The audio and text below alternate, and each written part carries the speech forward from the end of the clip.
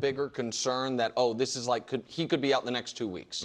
But if this is really something where playing Saturday would be borderline, they're going to sit him, but come Monday's practice, he'll be a full go, then I think this oddly could work out perfectly. Because what now we're going to get against the Philadelphia Eagles, you know what I mean, whose first team obviously is excellent and who have, you know, one of the better drafters and GMs in football, and we consider one of the better overall rosters in football. You're going to see Kenny Pickett, who has missed a lot of training camp and I don't think is a legitimate NFL quarterback, and Dylan Gabriel, who again, it's the practice stats, but today at practice did throw 2 touchdowns, but was 6 of 19, and some of that was in 7-on-7, some 11-on-11. Those guys, a little rusty, first game action against Philly. Well, and Dylan Gabriel, he hasn't been in an NFL game. Like, just the emotion of transitioning from college to the NFL. Right. Can he run the huddle? Can he run the operation at the like all that stuff? That's still big for him. And so Flacco's not playing. They've made that clear against Philly, and the fact that today in practice, Snoop Huntley got a few reps. Maybe he gets a few. You know, maybe they give him a few snaps or a few series against Philly. But I anticipate that Gabriel and Pickett will play themselves down the depth chart. Yeah. This actually, I agree a lot with what Nick is saying. I think this works out actually kind of perfectly for Shedeur, because his performance and the reception to his performance against the Carolina Panthers, you couldn't ask for anything more, right? And so to think that Dylan Gabriel and Kenny Pickett coming off injuries, haven't been able to play in practice. Now they're going up against a significantly better team. I know you're always going up against backups for the most part and whatnot, but it's the backups for the Eagles are probably going to be better than the backups for the Panthers and whatnot. People are actually really looking more for these players to fail in a lot of ways. I think if Shedeur just even remotely showed any signs of success and competency, people were going to absolutely run with it. And in a lot of ways, they're not going to do that for Kenny Pickett and Dylan Gabriel. I know Shedeur Sanders fans are going to say, oh, so many people wanted Shedeur to fail. And that's true too. But there are also an avalanche of people who are trying to look for the greatness in Shedeur. No one's really trying to look for the greatness in Dylan Gabriel or Kenny Pickett. It's just not going to happen. And it becomes kind of a lose-lose situation for these guys because they either have to play absolutely brilliant or like it's just not going to match the intensity and the excitement that Shedeur was able to capture. And the reality is that we have plenty of great quarterbacks who don't play perfectly in a preseason game. So it's just kind of like, you know, there's not a whole lot to gain. It's either you have to go 10 for 10, 150 yards and 2 touchdowns, or anything less than that, and it's just you didn't do as good as Shedeur.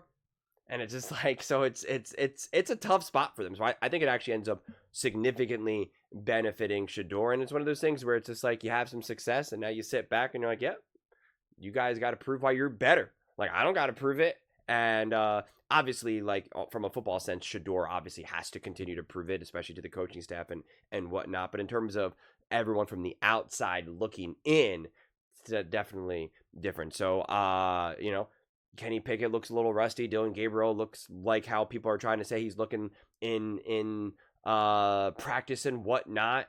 And it's like he takes a sack and he throws a few incompletions. Like, I mean, even if he has like a decent game, like that's the thing.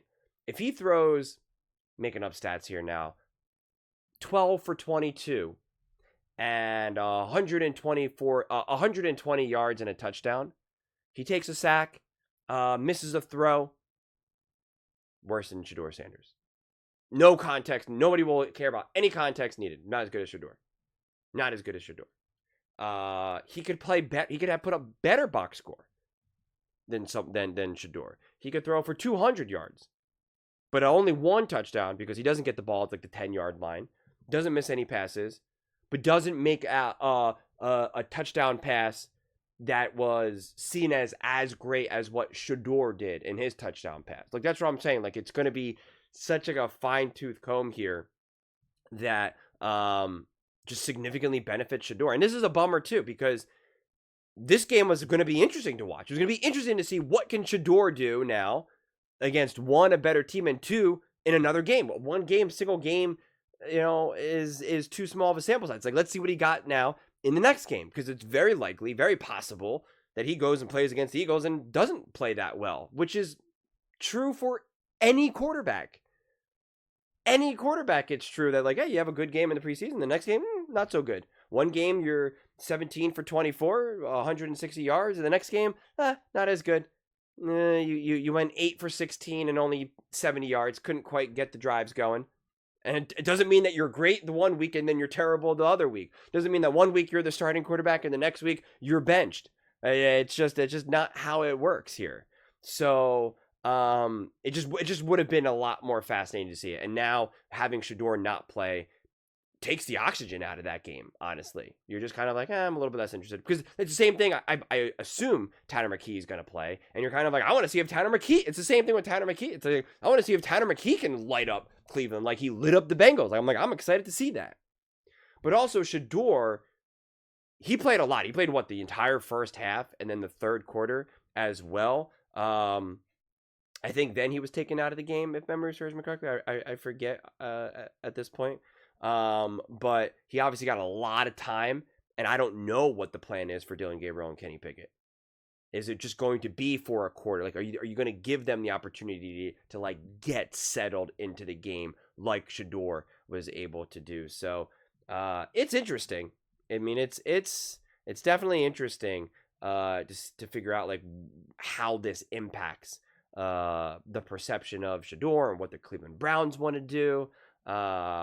But because it's also one of those things, it's like when you're trying to become attractive to someone and you're trying to date them, it's like when you're a little bit more mysterious and you're not as available. If you're too available, you're like a little bit less attractive, and when you're a little bit hidden, it's like there's a little bit of mystery. And now that enforces this. There's a little bit more mystery around Shedeur. It's like, he played great against Carolina Panthers. What about the Eagles? We'll never know.